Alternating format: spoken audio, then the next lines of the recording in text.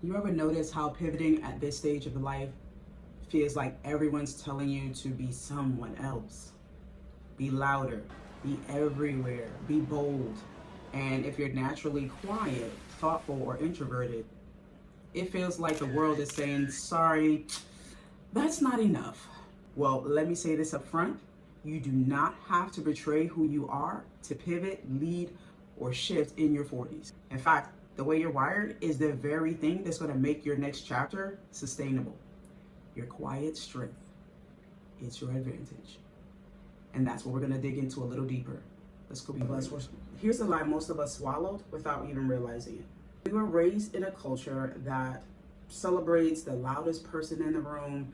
We've all been taught that success belongs to the one who talks the most, posts the most, or shows up in every space. But when you try and follow that same script as an introvert, you're drained. In other words, you're all jacked up.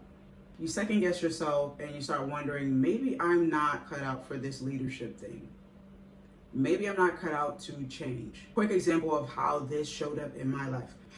I was told that I needed to be more active was the word. Yes, the word specifically was be more active. And it wasn't in a reprimanding sort of way. It was just sort of, you have all this information, you have this knowledge and these skills. I just need you to be more active.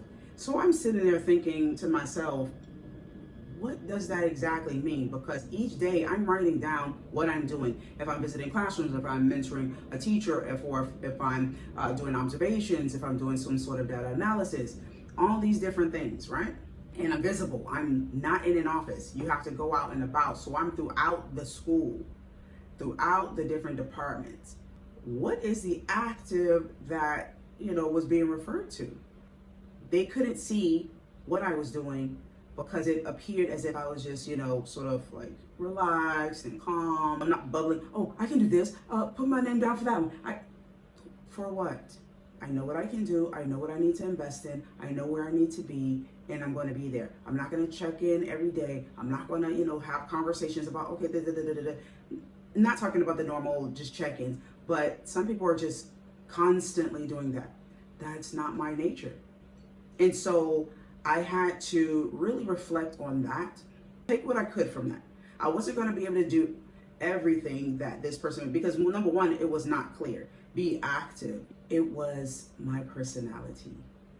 That's what gave the impression that I wasn't as active. And if you've had similar or just completely different situations, but under the same guise of, taking you away from your natural self, and you've been blaming yourself, let me turn the mirror around. You're not weak, you're not crazy. The problem is the advice wasn't made for you. By the time we hit our 40s, our energy is too precious to keep shape-shifting just to be acceptable. And honestly, you've already proven yourself probably time and time over and over again. And you don't need to keep running on some little gerbil wheel. This is the age where the pivoting has to be rooted in who you actually are. It's not going to last. It's not going to be sustainable. When people take you out of your nature, and I'm not talking about a comfort zone, with how God created you to navigate the world in space, that creates an imbalance. And your system is now trying to figure out, or having to figure out, how to get itself back into a space of equality, of balance. But what I found is people were seeking my advice. They value my contribution. And it wasn't from a pick-me energy. It was more so me being myself, being observant, being reserved in that space, and just collecting the data that I needed to make the proper analysis. All those things that were innate to my introverted self, I knew that they were an advantage. And I wasn't going to let someone steer me off of that advantage just for the sake of them seeing a visual that they're used to. They were an extroverted person. So a lot of times when we are one way, we tend to want to see that in others. Let me break down why this isn't just a preference of yours, that it's a wiring. Psychologists talk about cognitive energy load. And introverts use more energy just processing all the information coming in. Conversations, noises, decisions, all of that. Because you're filtering it deeply. That's why maybe a 2-hour meeting can wipe you out while someone else is still ready to grab dinner. Then there's decision fatigue, and I actually have a video specifically on decision fatigue if you want to go a little bit deeper into how that affects you, whether you're an introvert or not. But when you're constantly saying yes out of obligation, you're burning the very mental clarity that you're going to need for your pivot. And here's the gift: reflective processing. Introverts don't just read. We pause, we weigh, we see connections others miss. That's definitely not a weakness. It is a strategy. So, and I'll go back to that conversation I had with the line management about being more active. Why it was so mind-blowing, because there's so much energy that goes into researching and weighing the options and making the connections, creating synergy where there isn't one, and providing a way to convey that to others. That is a skill. In plain English, you're wired for deep work, not busy work. That's where your leadership lies. And to me, the be active comment was more so like busy work to me. I need to see you, hamster wheeling. No, I'm very strategic, and I'm sure you are as well. You're strategic with your maneuvers. You're strategic with your conversations. You have thought about whether or not you need to say something, whether or not you need to do something, and how. You've already gone through the process. Now let's go deeper to the part, and you probably already know this. Your design is not random. Quiet strength is intentional.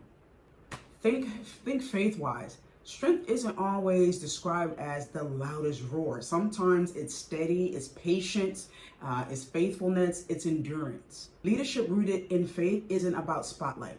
It's about stewardship. And actually, stewardship fits introverts like a glove, because you lead by care, clarity, and consistency. And actually, I didn't really realize, because that wasn't a word that I was normally used to owning. Stewardship. But what does this mean? It means that you care. Your quiet is not a void.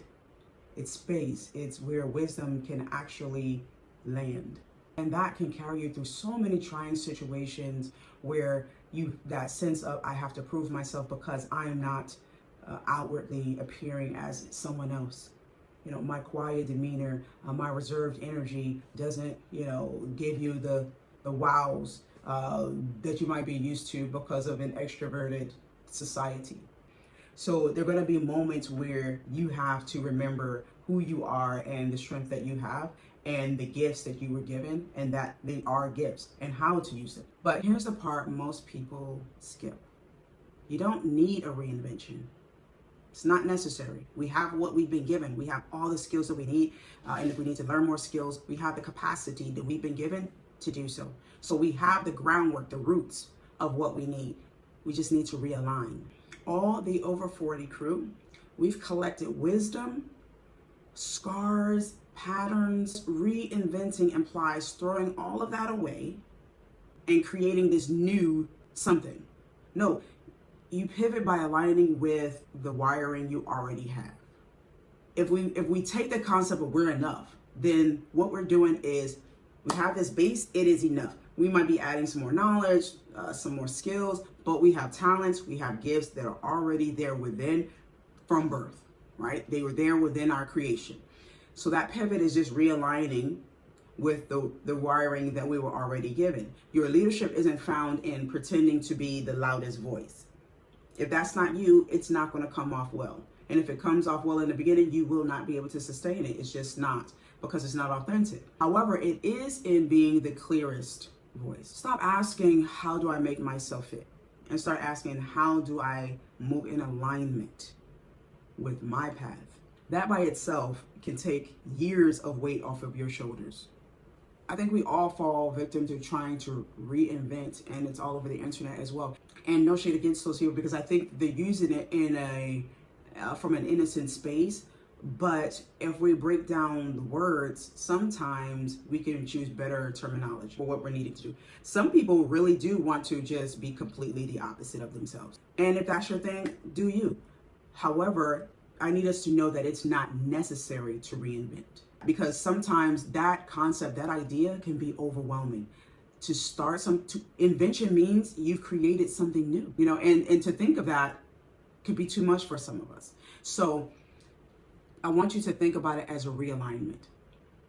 So let me leave you with 2 questions to mull over for the week. Where have you been dimming yourself, calling it humility, but it's really fear of being seen the way that you want? 2, where have you been forcing yourself to lead like an extrovert? What would it look like if you did it differently in your own rhythm? I encourage journaling for this. If not, maybe just a quiet reflection of the questions. Wherever you can find the space and the time, do the work that you're gonna need to find that sustainable space. This is by far the end of the conversation. It's really just the beginning, just scratching the surface.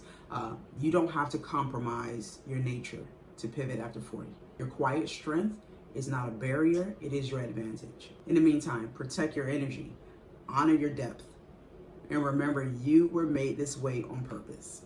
God willing, see you next week.